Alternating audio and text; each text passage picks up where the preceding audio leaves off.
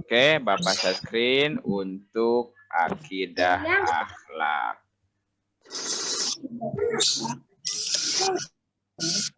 Kelihatan semuanya ada? Kelihatan. Oke. Surah Al-Insyirah. Tadi mah surah Al-Insyirah sudah lewat. Sekarang sebentar lagi kita akan belajar akidah akhlak. Kira-kira tentang apa nih? Yakni pelajaran 1 kita akan belajar tentang kalimat thayyibah. Tentang kalimat thayyibah 1. Berarti bakal ada nanti kalimat thayyibah yang kedua. Oke, jadi apa saja yang akan kita pelajari di bab 1 atau pelajaran 1 ini? Tentang kalimat thayyibah. Apaan? Coba perhatikan gambar berikut. Kira-kira kalau kalian melihat gambar ini, apa yang akan Kerjum, HP-nya kerjum. Apa yang akan kalian ucapkan?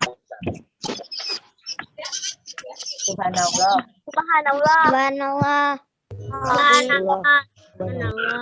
Ini gambar pemandangan yang sangat indah. Kira-kira kalian mengucapkan apa? Subhanallah. Oke. Kemudian gambar yang kedua. Apa, Pak? Ini. Masya Allah. Apa yang akan kalian ucapkan? Subhanallah. Allahu Akbar. Apalagi? La ilaha illallah.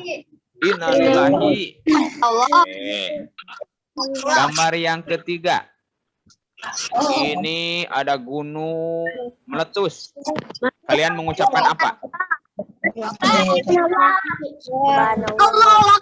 Allahu Akbar. Ada yang bilang subhanallah. Gambar yang keempat. Ini ada taman yang cantik yang Masya Allah. Atau subhanallah. Apalagi? Allahu Akbar. Bebas menjawab apa saja. Gambar yang kelima.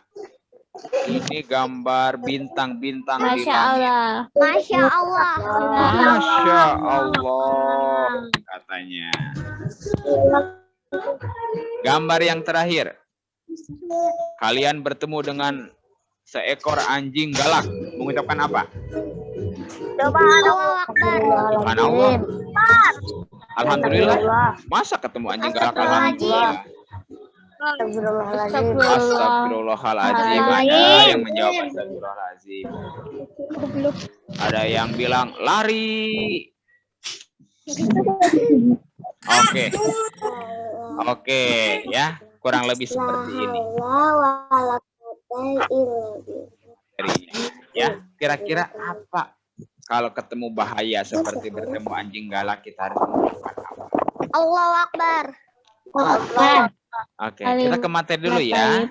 Perhatikan semuanya tentang kalimat thayyibah. Apa itu kalimat thayyibah?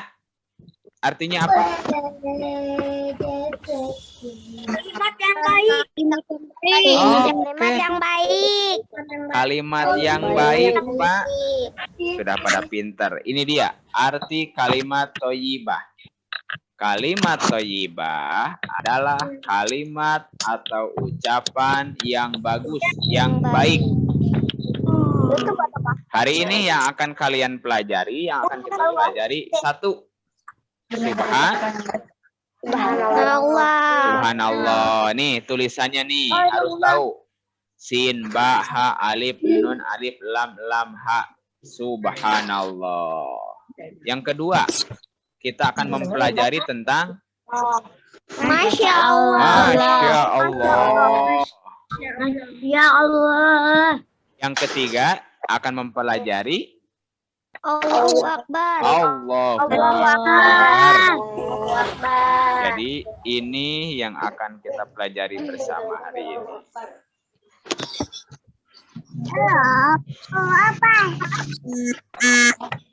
Oke, kita awali dari yang pertama yaitu subhanallah. Subhanallah. Subhanallah disebut juga kalimat tasbih.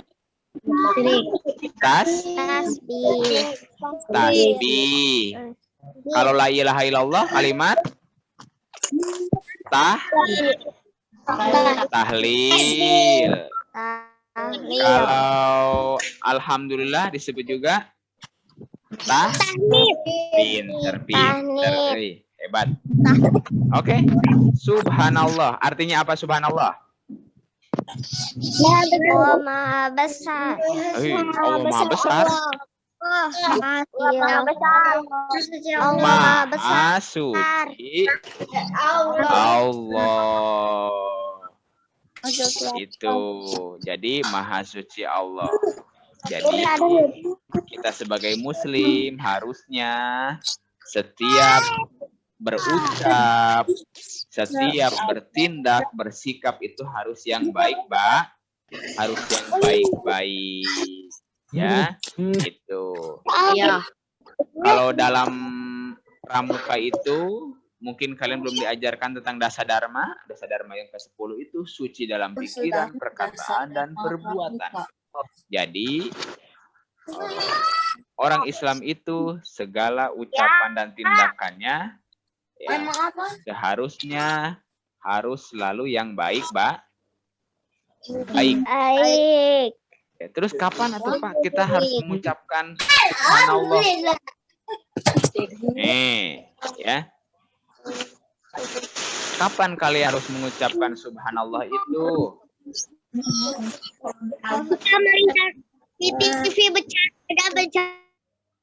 Yang pertama, kita dianjurkan mengucapkan subhanallah itu ketika setelah berzikir, setelah sholat 5 waktu. Jadi setelah sholat itu jangan likum-likum gajleng langsung lari. Berdoa dulu, zikir dulu. Ya, membaca subhanallah. Suka ikut nggak? Suka. Itu ya. Baca subhanallah 33 kali atau minimal. Kan suka dipimpin tuh sama imam tuh. Ya. Ilahi ya Robbi anta maulana subhanallah 33 kali minimal. Kemudian alhamdulillah 33 minimal. Kemudian Allahu Akbar ya. Jadi dianjurkan mengucapkan subhanallah itu setiap kita selesai melaksanakan sholat. Khususnya sholat 5 waktu. Zuhur, maghrib, zuhur, asar, maghrib, isya, subuh. Yang kedua, kalimat thayyibah subhanallah diucapkan ketika melihat kekuasaan Allah Subhanahu wa taala yang mengejutkan. Nah, seperti tadi ya, ketika mendengar petir, kemudian ketika melihat kilat, atau ketika melihat ada banjir, ada badai, ada gempa, ya, ucapkanlah subhanallah. Kemudian yang ketiga itu mengucapkan subhanallah ketika imam lupa rukun bacaan atau gerakan sholat. Ya, misalnya si L sama Al berjamaah, L lupa setelah baca itu nggak ruku, malah langsung sujud misalnya. Maka si Al yang menjadi makmum ucapkanlah subhanallah. Jangan bilang El ruku dulu baru sujud. Batal sholatnya kalau begitu mah. Jadi kasih kodenya dengan mengucapkan subhanallah. Itu. Atau misalnya mendengar imam yang terlewat, misalnya membaca surah Al-Fatihah karena imamnya ngelamun. Jadi Bismillahirrahmanirrahim. Alhamdulillahirabbil alamin. Maliki yaumiddin. Iyyaka na'budu wa iyyaka nasta'in. Ada yang kelewat nggak? Ada. Yang mana yang kelewatnya?